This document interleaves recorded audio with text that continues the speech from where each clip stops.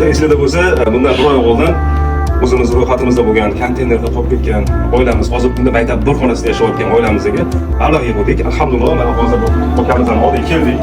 Shunaqa darajada chiroyli qilib konteyner berishayotganiga chiroyli, mana hozir bu xona 3 xonali uy ekan.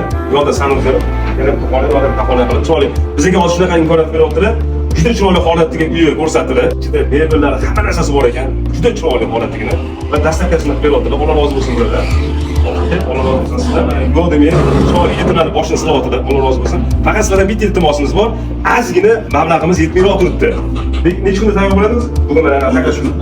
Hozir saklab ketgan molimiz 15 kunda tayyor bo'lar ekan. Bizga yetmayotgan mablag'imiz salkam $1000 dan oshiqroq kerak bo'lyapti. Shunga bizlarni kuzatayotgan saxiy insonlarimiz bo'lsa, va shu qatorda hozir biz yana bir so'tga yer olishimiz kerak. Shu bir so'timiz degan pul kerak va bunga yetayotgan mablag'imiz bor. Shunga qo'ldan kelgancha bizga yordam berishlarini, yaxshilikka dalolat qilishni so'rab qolaman. Agar o'zingizlar imkoniyat qila olmasanglar, shu videoni tarqatishni, like bosib, bir saxiylarga yetkazib qo'ysanglar, inshaalloh Payg'ambarimiz sollallohu alayhi vasallam aytganlar-ku, kimki yaxshilikka dalolat qilsa, u qilgandan barobar bo'lganlar. O'zingiz ehson qila olmaysiz ham tarqating, siz orqali kimdir ehson qilsa, siz uncha savobga erishib qolasiz inshaalloh. Mana shunga sizlarga iltimos, bir oilamizni vatanli qilsak, sizlarga sadaqa joriy bo'lib qoladi inshaalloh.